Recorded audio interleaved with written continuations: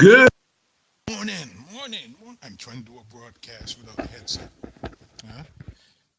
Uh, Hope you had a wonderful weekend, blessed holiday, and back in the spirit to complete another week.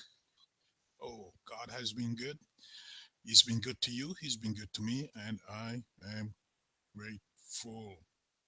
Bless you. Welcome to Family 360. We are a Georgia licensed outpatient counseling center. We provide individual, marriage, and family counseling to children, teenagers, adults, and youths. Um, you can visit our website at www.family360center.com. And our local phone number is 770-679-0586. We counsel on a variety of problems you may be having in your marriage, family, with yourself, whether it's depression, anxiety, uh, overwhelming sense of failure, frustrations. Um, Give us a call, 770-679-0586, or visit our website, www.family360center.com. Okay, we have been teaching on a very exciting Bible character in the person of Haman. He has one name, Haman. Um, and we are currently in chapter 7. We are currently in chapter 7 of the book of Esther. And I hope those of you who have been joining me and listening along are also excited as we move towards the culmination of this dastardly man. Proverbs, where's that at? Proverbs 26, verse 27. For Proverbs 26, verse 27. Keep this in mind for all of us. It says, whoever digs a pit will fall into it. If someone rolls a stone, it will roll back on them.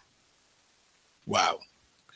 Be careful of what you wish to come upon others. Be careful of the traps, the pits, the snares um, that you put in place for others. Uh, the Bible says, hey, you may fall into it, or it may roll back on you. That stone, heavy stone too. So this is what has befallen, is going to befall Haman.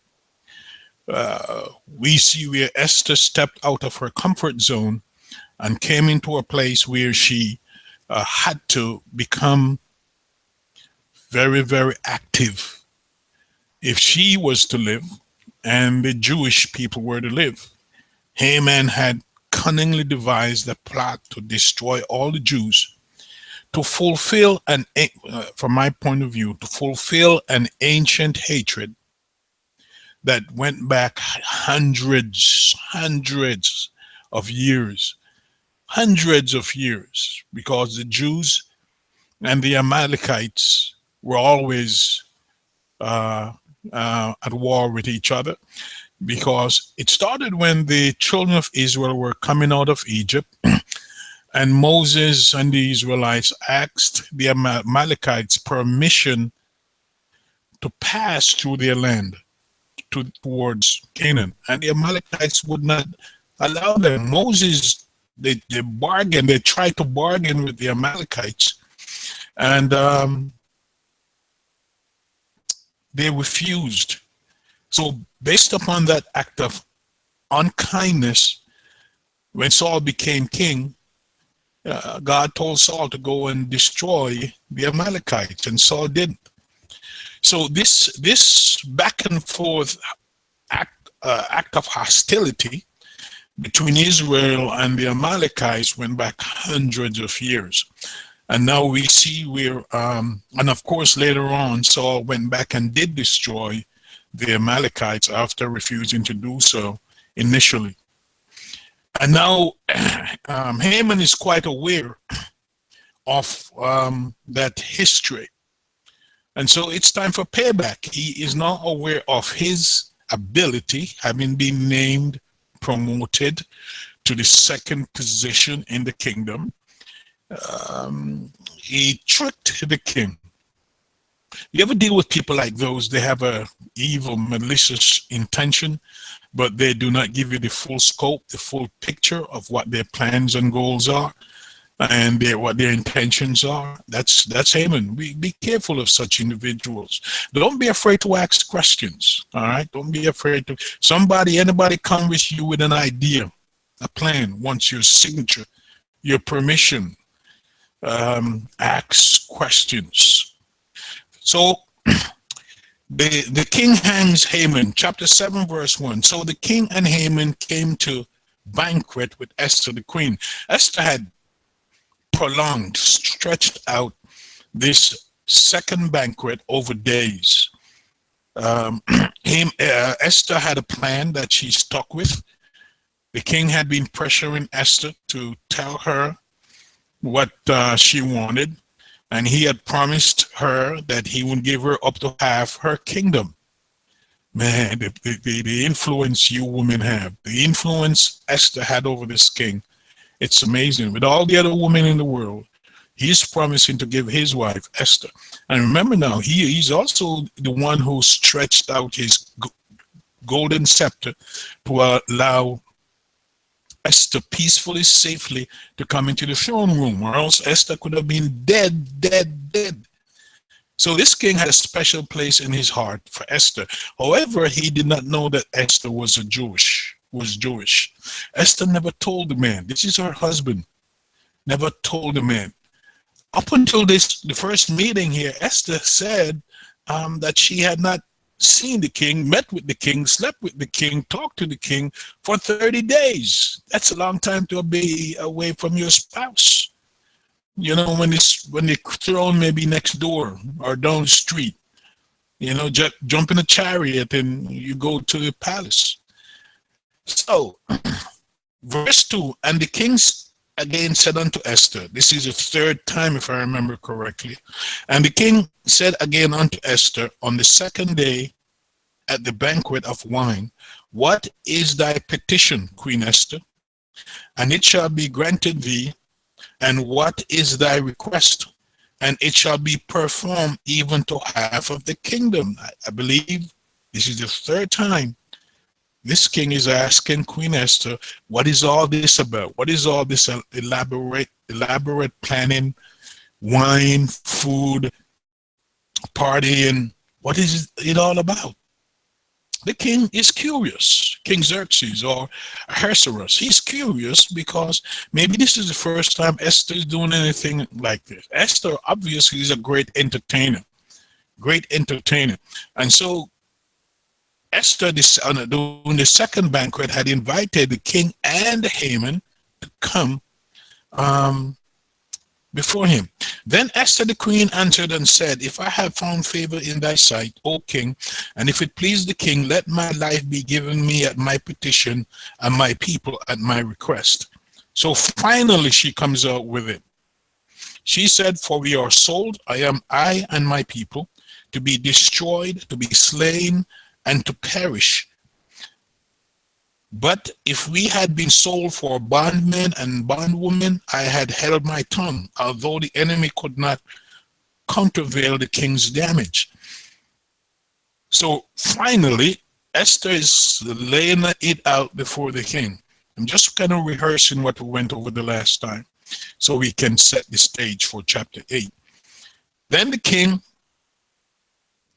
verse 5, answered and said unto Esther, the queen, who is he and where is he? Oh, the king is mad. The king is livid.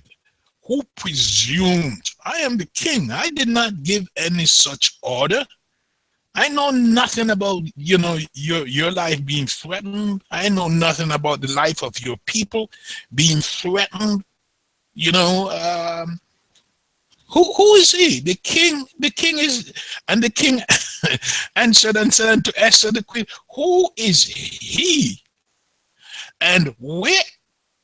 The king wanted to go hurt somebody now.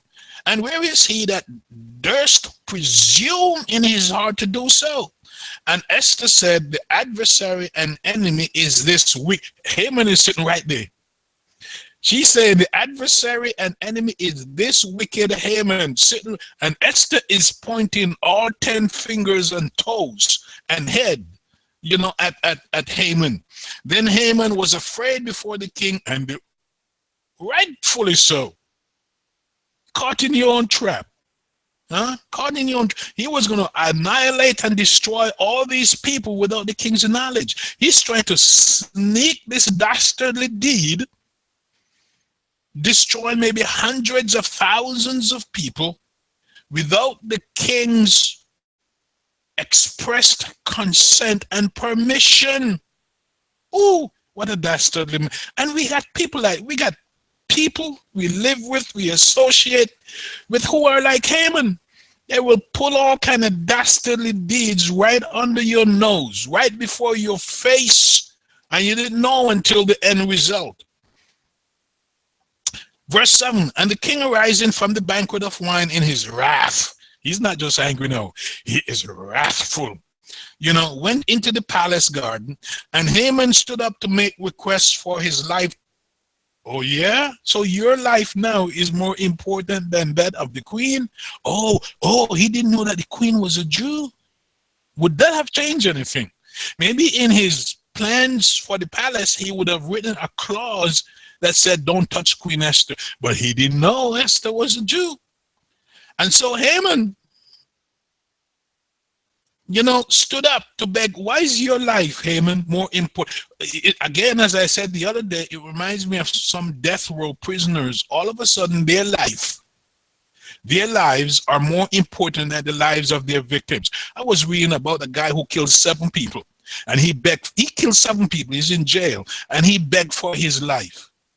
And the stupid state gave him that option. He killed 7, and you let him out of jail. If he escapes from prison, he's going to kill again. That's what's wrong with our penal system. That's what's wrong with our judiciary, with our judges and our juries. We are afraid of the death penalty. Nothing is wrong with the death penalty if we administer it properly. Nothing is wrong. The problem is the death penalty is not working because it is not administered properly. You got some death row inmates sitting on death row for years, decades, eating up all the food, sleeping, getting 3 beds, or getting 3 meals on a cot. Why should they worry? Kill people. We're not talking about killing 1 people now. And we have them all over this, and we have liberals and bleeding heart men and women demonstrating that. Why don't you go die for them? If you love them so much, go die. Take their place. We need the law to say that. Okay, you don't want him to die. You don't want her to die. You can take their place. You got murderers and criminals out here running all over, just waiting to kill again. Why all of a sudden now the life of the murderer, the serial killer, is more important than the life of the victim? So here is Haman. All of a sudden now, his life is so precious. His life is so important. And what is he doing? The Bible says, and Haman stood up to make requests for his life to Esther the queen, for he saw that there was evil determined against him by the, yes, evil was the, oh, you finally saw that? There was evil determined against him by the king. The king's going to chop his head off. The king is going to, you are so bold. You are so self-important that you're making all these decisions without clarifying.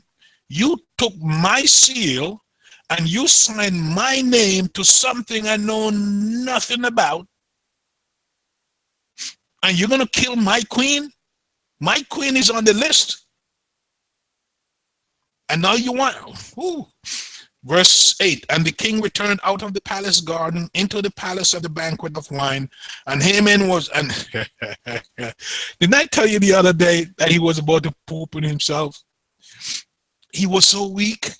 His thighs, his legs, his limbs lost their strength. The Bible says here, and Haman was fallen upon the bed whereon Esther was. Ooh, big mistake. He was fallen. What is he? Is he laying down? What is he prostrate? What is it? He was. You don't do that to the king's wife. You don't get that close on the same bed.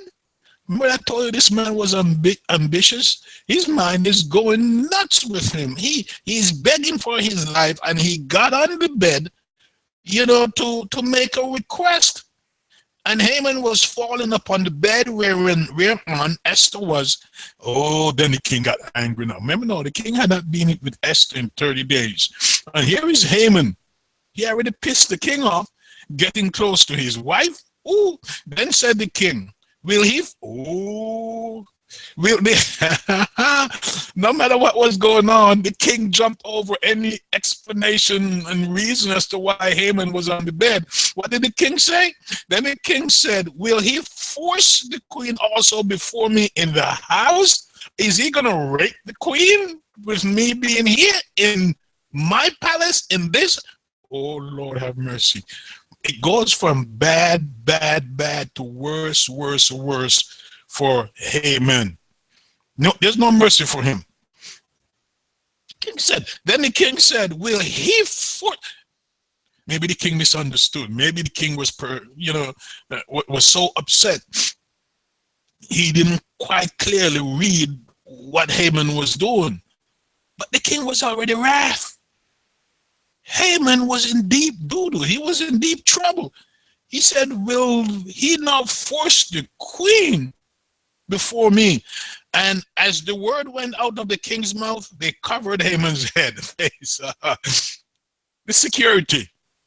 This king, wherever he went, he had security all around him. And as the word went, maybe the word was already given. Maybe the king had already given the word, get rid of him. Go hang him, kill him. Because there's no communication here, if you notice, between the king and his security. They just knew what to do. Maybe it was hand signals, hand gestures, whatever. So as the word went out of the king's mouth, the security people, covered Haman's face. Haman's face was covered. A veil was placed on the face of anyone condemned to death, because a Persian king refused to look upon the face of a condemned person. Oh yes, let me bring the word a little closer. I'm leaning over here too much. Verse 9, and Harbona, one of the chamberlains, one of the security people. Oh Lord, be careful what you do. There's some, listen, I keep telling you people this. There's some things that you do, you must take it to the grave with you. Don't bring too many people in your business. Some of you put all your business out here. Look at what happened.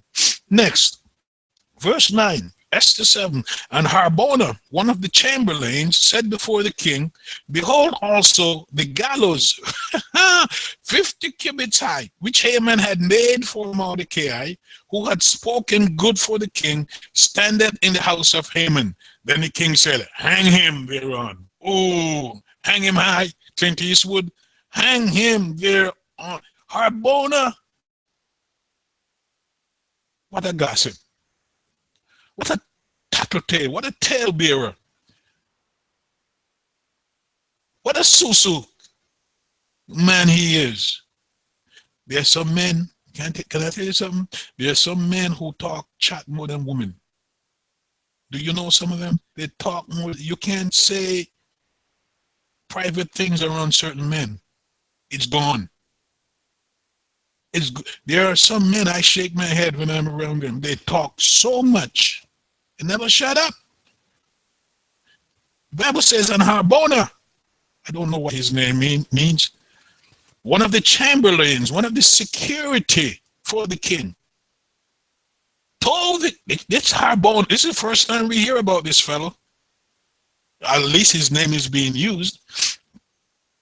He knew everything that was going on. He knew everything that Haman was doing, and he told the king, He said, behold, see king, O king, king, the gallows 50 feet high, 75 feet high, 50 cubits high, which Haman made. He knew everything for Mordecai. Harbona, and I'm sure not just him, maybe many of the other. The king was in the dark. Why was this king? His people around him knew what Haman's plan was.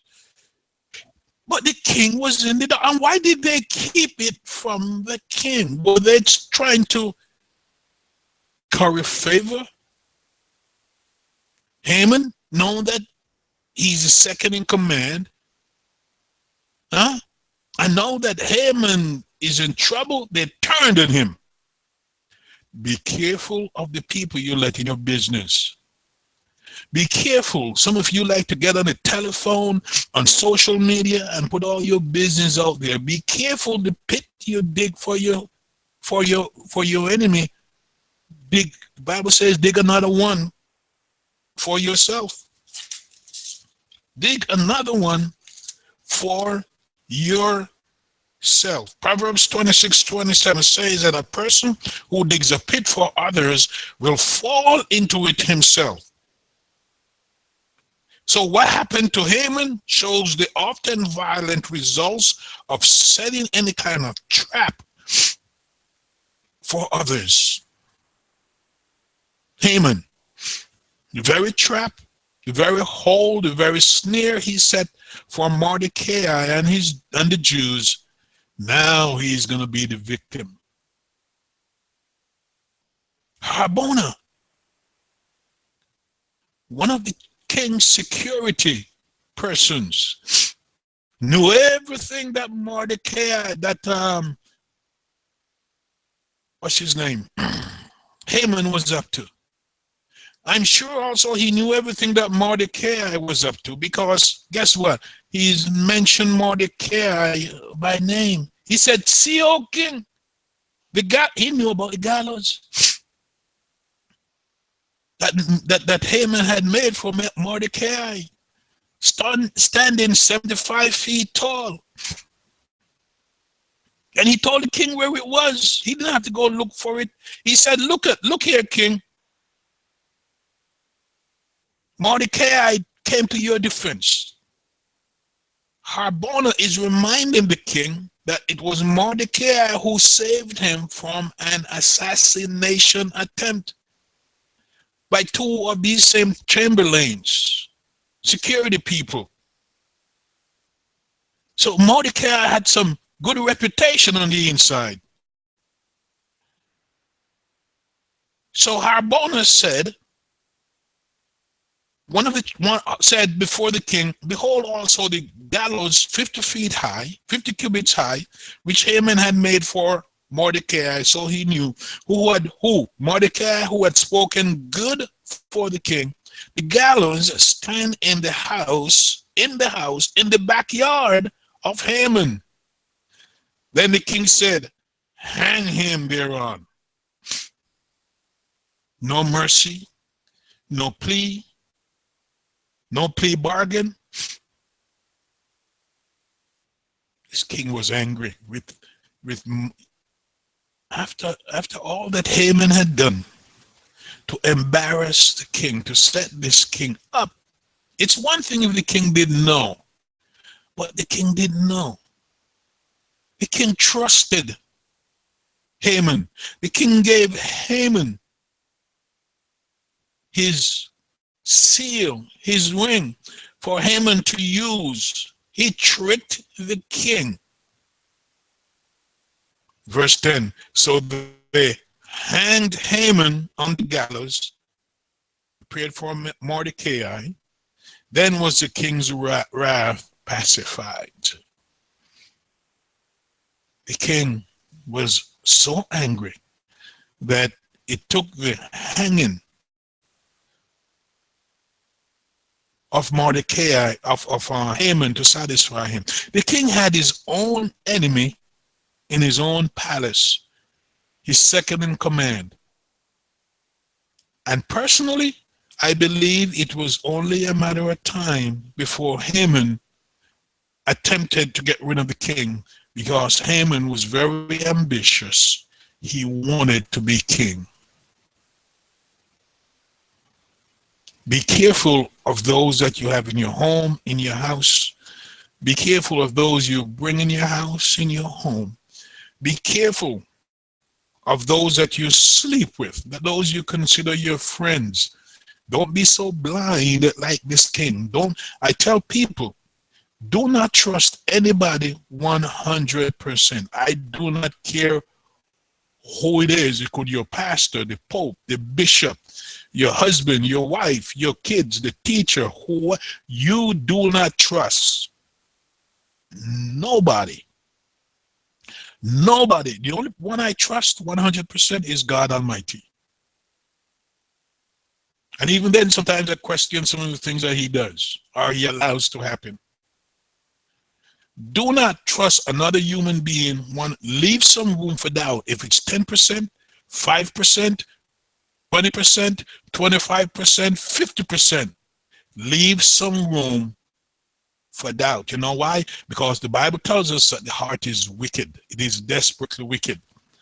And sometimes some of us, we trust too much, and we have to deal with the consequences. And we can't blame those individuals, because we put on blinders, we put on blindfolds, and we give people total 100% loyalty. And when they disappoint us, we get angry at them. No, get angry at yourself.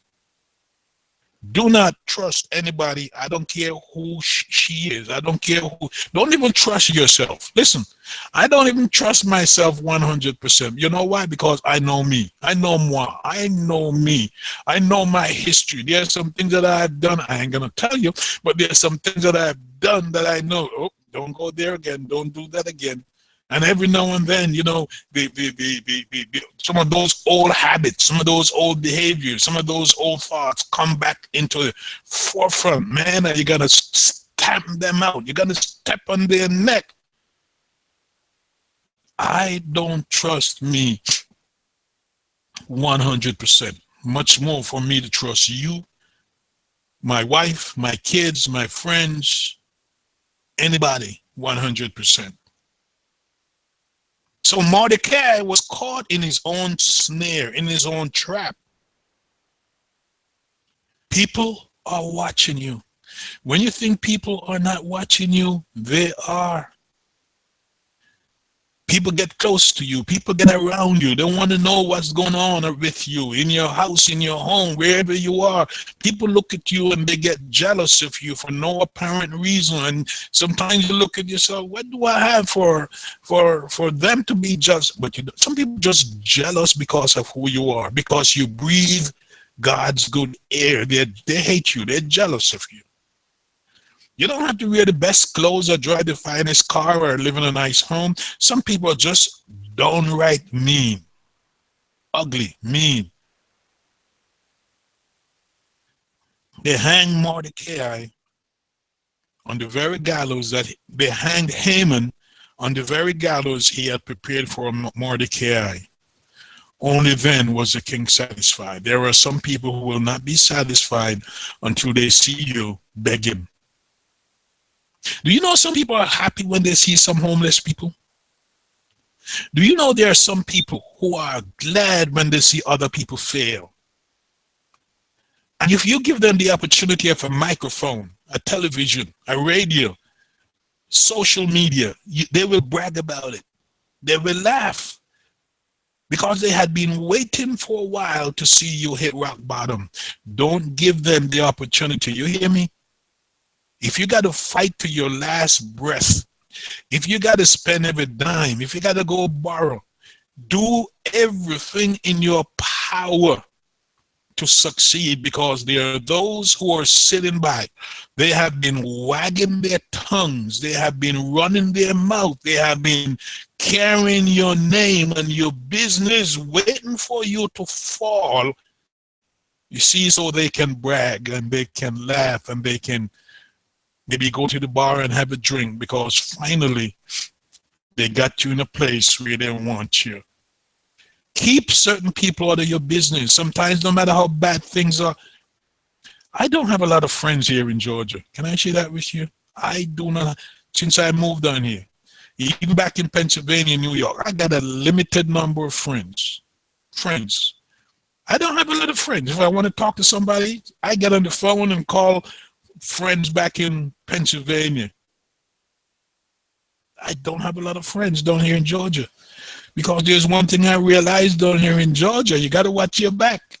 People told me that until I, began to you got to watch your back. In the church, outside of the church, wherever you are, you got to watch your back. Be careful of those who smile in your face, who pat you on the back and wish you well. Be careful. Don't put on blindfolds. Listen, chapter 8, verse 1. On that day did the king Ahasuerus give the house of Haman, the Jews' enemy, unto Esther the queen. Now, this is what hatred does to us. We end up losing everything. Hate. When you hate, you're not just infected you're affecting everyone around you. Look at people who hate. Look at people in administration in Washington today. Look at those who support the politicians who are hate mongers. You look at their family, you look at their children, you look at their friends. Hate begets hate. Bigotry begets bigotry. Though misogyny begets misogyny. Those who hate women. Those who like to abuse sexually, physically, mentally, attract others. What is the saying? Birds of a feather flock together. Birds of a feather flock together. Criminals attract criminals. Look at what's going to happen. On that day did the king Ahasuerus or Xerxes give the house now of Haman, the Jews' enemy, unto Esther the queen. Everything that Haman works. Remember earlier in what chapter? I think it was chapter 5. He was bragging. He was bragging about all that he had, all that he owned, bragging to his friends and to his wife how important and significant a man he was, all the wealth he had, that he could pay the king millions of dollars to destroy the Jews. Listen. What you had lost, what the enemy had stolen from you, God is going to give it back to you. What Haman had stolen from the Jews, it's now given back to them. Esther. The verse continues, and Mordecai came before the king. Wow. For Esther had told what he was. Finally, how many years was Esther? You see, this is what get me with couples. Some couples, you married all this time, and your husband don't know about you, your wife don't know about you, your kids don't know about you. The Bible doesn't tell us how many years Esther had been married to this man before she finally, number one, said that she was a Jew. It took a crisis. Death's door. Death was knocking at her door and the door of hundreds of thousands of Jews for Esther to finally come clean with the king. Finally. Now she admits who Mordecai was to her. Finally, she said, I am a Jew. I'm a Jewess. I'm your queen. I'm your wife. I'm Jew. I'm a Jewess. Finally. And that's the way it is with some of us. I got clients who show up in my office in crisis. before they begin to deal with the real issues that's bothering them. The Bible says there's a time for everything under the sun. There is a time for you to talk. There is a time for you to tell. There's a time for you to share. And know what you're sharing, know what you're telling. There's some information that should be shared that's not going to cause your life when you're deaf. Communicate with each other. You know what the secret to a good marriage is? Communication, communication, communication. That's the secret to a good marriage. Communication, communication, communication. Communication, communication, communication. That's the secret. Those are the three pillars of a good marriage. How many women come in here and say, he don't talk to me, we don't talk, we don't say nothing to each other? How is that possible? How is that possible? You've been married for so long and you hardly exchange words, you hardly talk to one another. What type of relationship? What kind of marriage is that? How can you be satisfied? Listen, the most arrogant people, listen, are often those who must measure their self-worth by the power or the influence they think they have over others. Haman was so dog arrogant that his self-worth, his self-esteem came by his ability to trample over others, to walk over others, to aggrandize who he was, what he had. And there are people, you and I know, people who live to be in front of the camera every day, to be the spotlight, to be the head honcho, whether it's in the house, in the home, at school, at work, at church. They live to be recognized, and God help those who don't recognize them and give them the accolade. Haman was an extremely arrogant leader, very, like some of us men in our homes, very arrogant. We don't feel like we got to tell you anything. We don't feel that we have to communicate with you. What we say, go. Who are you married to? What kind of marriage do you want? Huh? Haman was extremely arrogant. Even though he recognized the king as his superior, he could not accept anyone else as equal. And when Mordecai, one man, stood up to him, refused to bow to him, refused to submit to him, Haman wanted to destroy him and everyone associated with him. He became consumed with hatred for one man. For one man. He became consumed to destroy the Jews because of one man. He saw the Jews, he saw other people as a threat to his power, and he decided to kill them all. We got some people in our governments now. We got some people in society now. We got some white supremacists out here. We got some Nazi sympathizers out here, you know, who want to destroy all Jews, all people of color, all women if they could. We had an incident the other day in Maryland where this white supremacist was on the train recognizing two Muslim ladies, teenage girls, in their, we call it hijab. I think that's what it's called. He's in all kind of white supremacist now, 35 years. He's in the paper if you look it up. And three men stepped on him, and he stabbed two of them to death. One in the neck, one in the gut, and another one someplace. Two white men stood up against another white supremacist, and white supremacist stabbed. One guy was 53, ex-military. Another guy is 23, just graduated college. He stabbed them to death because of his hatred. If you see his face on TV, you see he said, I hope they put him out there in a prison among some black folks. Put him out there among some Muslim brothers. Put them out there. And the ugly thing is that these people go to prison and they put them in isolation to protect them from retribution. Why? They don't deserve to live. God was preparing Haman's downfall and the protection of his people long before Haman became the prime minister under Xerxes.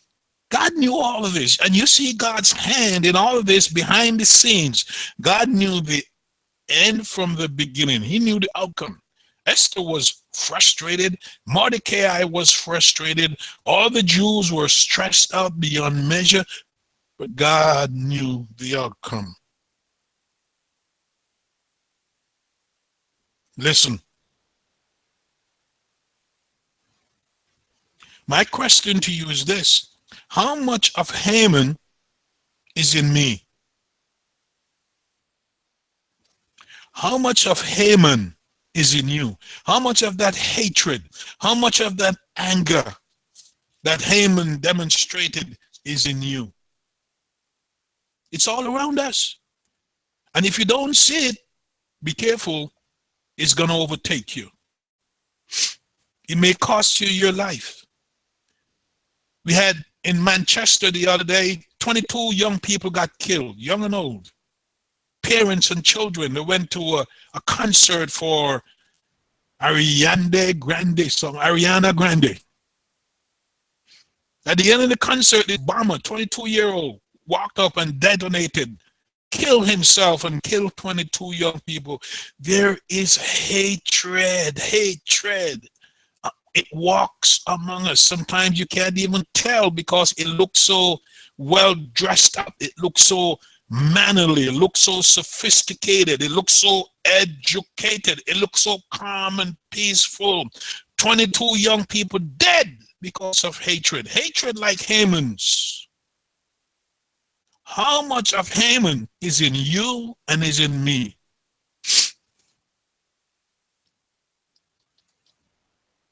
How much?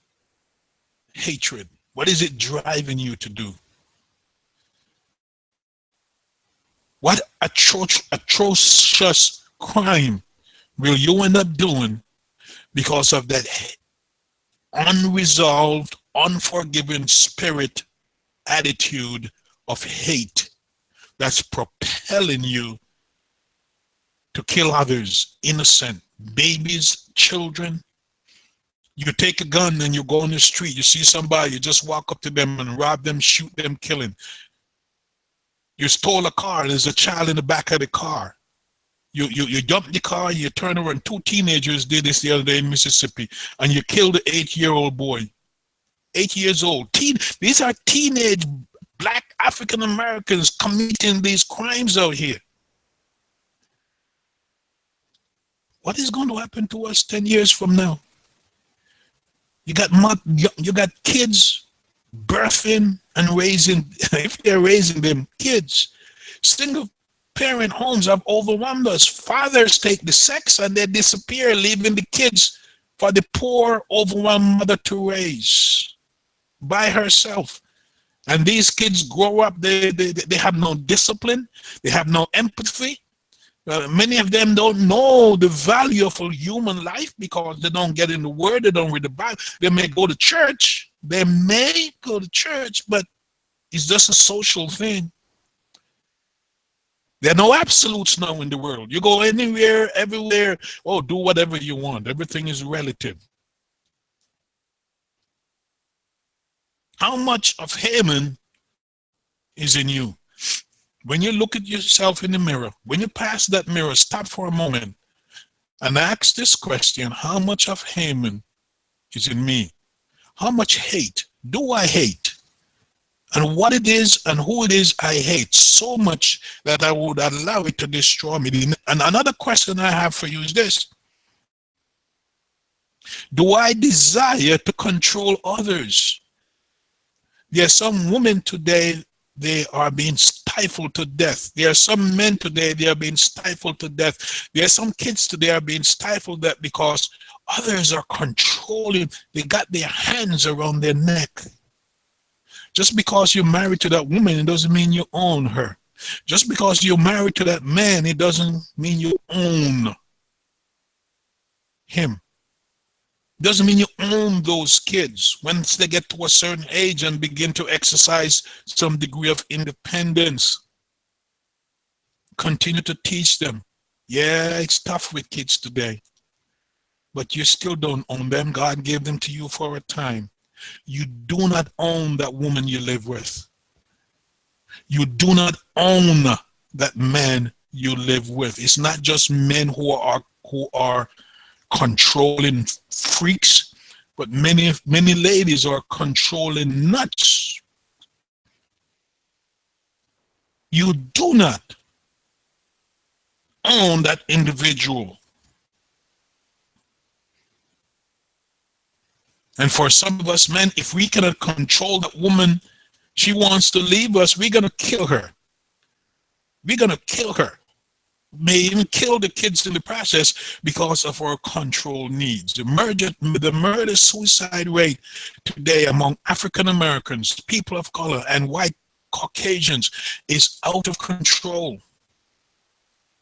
Out of control. Another question I have for you is this: are you threatened when others don't appreciate you to the same degree that you think you should be appreciated? Do you feel threatened? Do you feel belittled? Do you feel ignored? Do you feel taken for granted when others do not appreciate you to the degree that you feel that they should appreciate you? Why don't you go find something that will help build up your self-esteem? Go do something positive and constructive, and stop waiting on others to give you their approval and their consent to bow before you and lift you up. That's what some of us want. We want to be treated as Lord of the house, God and Master.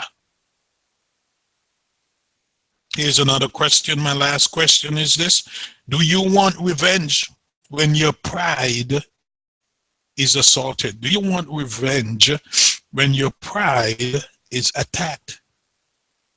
And how do you exact revenge? How do you? I challenge you today to confess these attitudes to God and ask Him to replace them with an attitude of forgiveness. My book is coming out soon. Title of the book: Forgive Yes, Forget Hell No. It's coming out this summer. By the end of July, it's coming out. Confess this. You see, because all this hatred, all this violence, all this addiction, all this desire to control others, all this vindictiveness comes from our inability or refusal to practice forgiveness. All this terrorism out here, they refuse to forgive. Even people of their own families, all this domestic violence, murder, suicide, it comes when we refuse to forgive another person, another individual, and to control others and to receive honor was Haman's highest goal. He achieved great power, second in command to Persia's king Xerxes or Ahasuerus. But his desire to control others, to impress his wife, to impress his friends, to accumulate wealth were his highest goals. He was blinded by his arrogance and self-importance. You're Mr. Big Shot, you're Miss Big Shot. Be careful. Pride goes before a fall. He planned to murder Mordecai and built a gallows for him in his backyard. And he orchestrated the plan to slaughter God's people throughout the entire empire. How this man thought of himself, his ego, hatred. Let me tell you something. Hatred will be punished because we still have a God who sits high and looks low. He was blinded by his arrogance and his self-importance. We have them in our politicians today, and like fools, we keep re-electing them and putting them back in office. Blinded by arrogance, no compassion for the poor or the middle class or the weak or people of other culture and race. He planned to murder.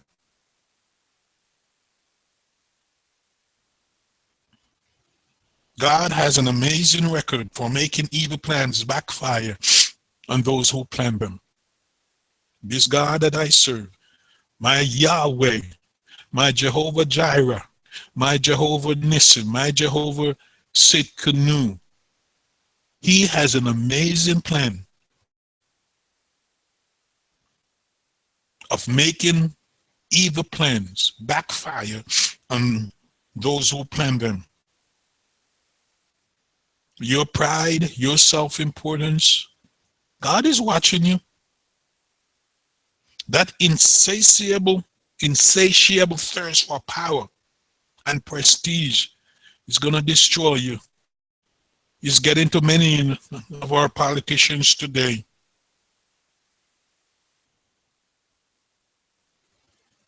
And in all of this, the Bible tells us in verse chapter 8, verse 2, we'll have to pick up from here tomorrow. The Bible says in chapter 8, verse 2, look at what the king did again. The same thing he did with Haman. And the king took off his ring, which he had taken from Haman. He took it back too late and gave it unto Mordecai. Immediately, Mordecai is now number 2. You see, do you see the hand of God? Mordecai is now given that very same ring that Haman had, the very same seal that Haman had used to set up the plan to destroy the Jews. Upon his death, the king now gave that very same ring to Mordecai. And the Bible tells us, and Esther set Mordecai over the house of Haman. Wow. Look at how things turned. My God is an awesome God. He reigns. He lives forever. Verse 3, and Esther spake yet again before the king, and fell down at his feet, and besought him with tears to put away the mischief of Haman the Agagite, and his device that he had. The Jews are still not saved because the letters went out. And his device that he had devised against the Jews. Then the king held out the golden scepter toward Esther second time. So Esther rose and stood before the king. Esther is crying. Esther is in tears because she knows the danger is not over. And said, if it please the king, if I have found favor, of course you found favor. This man is crazy about you. And if I have, I told a friend of mine, that there are some men who would do just about anything for the woman that he loves. And just about anything. Sometimes you got to pinch yourself to say, is this for real? Yeah, sometimes if something looks too good, you better test it out. It's too good. But sometimes it's for real.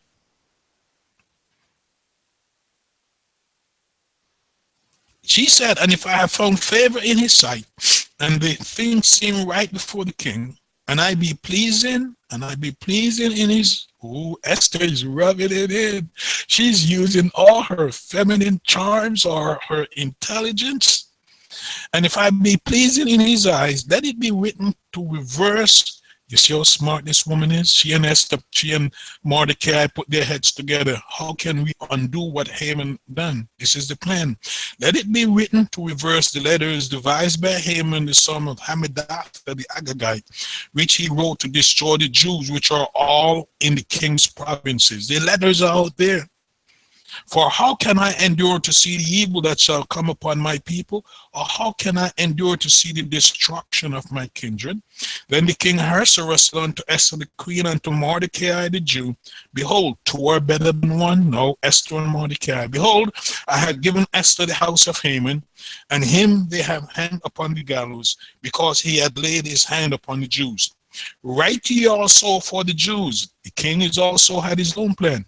Write ye also for the Jews, as it is, as it liketh you, in the king's name, and seal it with the king's ring. For the writing which is written in the king's name and sealed with the king's ring may no man reverse. There are some things that cannot be undone. There are some things that we have done we cannot be undone. Cannot be undone. Don't get stuck about those things. Forgive yourself. Ask God for forgiveness and move on. There are some things that cannot be undone. Accept it. You cannot change the past. You cannot change history. Accept it for what it is. Some things, the enemy is dead, but his plans are still alive. The enemy is dead. Haman is dead, but his plans linger. His plans are still, they have to be addressed. It's the same thing I talk about when I talk about ancestral sins, generational curses. The plans, the curses, the person may be dead, but the curse is still alive. Is there something that can be done? Esther is doing it. Esther and Mordecai have a plan. The king has a plan. The king said you have the power.